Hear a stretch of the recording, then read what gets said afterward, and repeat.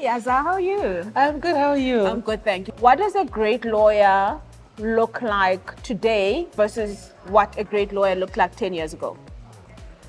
This is an interesting one. Considering I was not in practice 10 years ago, Okay. but from the vision of what a traditional lawyer is, a great lawyer in the past was someone who was analytical, who knew the law really well, right? And also knew how to navigate and converse with people in really diplomatic ways and knowing when you need to be aggressive. It's understanding that human language and it's sort of culminating all of those human skills 100%. with technical excellence. Now, the lawyer of today is really set apart and has a big challenge because the lawyer of today is someone who needs to be the best lawyer of 10 years ago, Yeah. but also has to be the lawyer of 10 years in the future as well, or maybe not 10 years, Okay. but the lawyer of the future. So we're in a space where you've got 1 foot here and 1 foot here and two places in one time. And the lawyer of today needs to not only be the technical excellence from a legal perspective, Okay. but you need to be a lot more social. You need to be a lot more agile because the legal industry is changing, and the legal industry has traditionally been, for lack of a better word, traditional. Yeah, Right? yeah. We work in the same ways. We are the last, not always, but often towards the back of the queue of changing because of the structures and regulations on how we work. Yeah. But now, with technology advancing so quickly, we're going to need to be people who change with the technology, who are willing to adapt to technology, but we have to also wear that risk lens that lawyers wear. So understanding that where privilege lies when you're using the technology, where and how you skill people, how you staff matters. So it's moving away from just being narrow-minded law, and we're becoming more and more law and business. Now it's law, business, strategy, and technology. Everything else in between. So, yeah. I love how you said you have 1 foot in of like what a lawyer was like 10 years ago, and then you also need to be another foot in like what does a lawyer of like the future in 10 years look like. I literally love that. What do you think law firms get wrong around how they train their junior lawyers? I think we're still working in a very traditional space. And I wouldn't really say law firms are getting it wrong. It's again that gray area of 1 foot, 1 foot. And the reason why we've got that is because with the way that practice has so quickly evolved over the last few years and even the last few months, law firms are now having to adapt the way that we do training and the way that you run your training programs because the personality types are different, the expectations from careers are different, and that carrot and stick is not working the way that it used to in the past, right? And I think the other thing is we're still training people just the manual way, the traditional legal way, which is fine for now. But it's going to need to evolve, and it's going to need to evolve quickly. And that space is going to evolve because also we're going to take a step back away from law firms and we're going to look at law schools and universities. And what's going to need to happen is the training of law students has to change So completely. we need to start there actually with the change in training. Okay, But I'll get you. until that change in training takes place at a graduate level, at a university level, at a law school level, that unfortunately is going to sit with the law firms to be able to change the way that they train people to be not only practice ready, but also tech ready. Yeah. And that's a the big space. part of what resonates with me with what you're saying is around being tech ready and practice ready. And unfortunately, I see that a lot with juniors coming through our education system in South Africa because we're still training lawyers at university level. And I agree with you 100%. We're still training them like we trained them 20, 30 years ago. And I'm not even sure now in universities whether we have courses on legal tech, whether we have courses on innovation. And one of the things I find are missing as well from junior lawyers is the idea that you're an entrepreneur and when you go into law, you're actually there to build a practice. So you need to build your brand, you need to build a business, you need to be finding clients, you need to understand sales.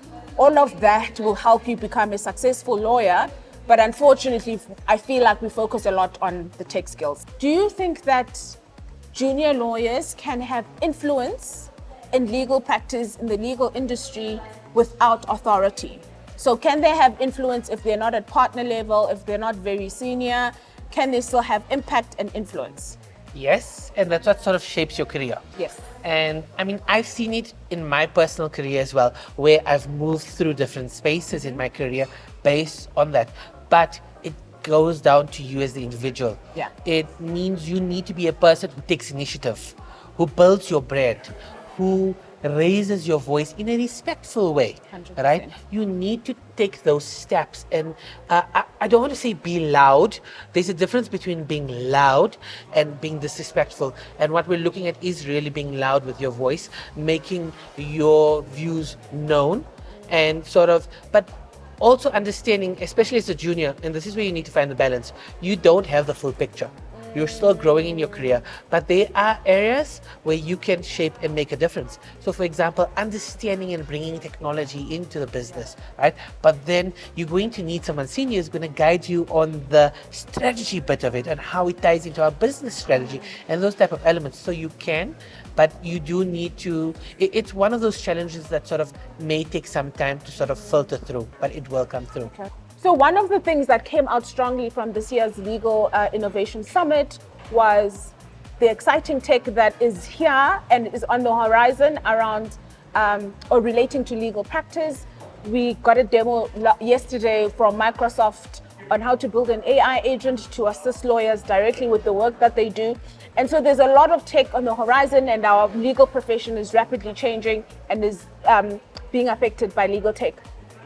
What skills do you think lawyers currently need in order to be able to thrive as lawyers in the future, taking into account the innovation that we're seeing and the tech that we're seeing coming into the legal space? So I think what's quite important when we look at the training piece, right? And skills is the right word, but I want to frame it a little bit differently. Sure. Because, you know, we've seen the demos of the tools and multiple tools. The skills that lawyers need is they need to be tool agnostic. They need to understand how to be agile from a soft skill. We need to understand how to learn on the go, right? We need to also understand that we need to shift our mindset and transform capability. So your training that you're going to need to do going into the future is not a tool-based training. That's a trap we must fall away from, because you can easily fall into that trap of, let's understand how this particular tool works. That tool, the way technology is evolving right now, is going to change in a few months' time. And that training, you're going to make your skills redundant. Focus on skills development and transformation. Be agile. And think of it this way here. We're not only training on technology, we're training on capability. That's tech capability and fluency, that's brand building, that's legal skills. Let's not forget that legal skills, because that is something I don't want us to forget. And I came across a LinkedIn post with a really amazing analogy. And I think it's something that we need to bear in mind as law firms in the legal industry. And not only law firms, legal professionals and professionals across the board. So the analogy looks at the aviation industry, right? And if you look at the aviation industry, currently the way that planes fly is you've got something called autopilot, right? Which sort of controls most of the flight, right?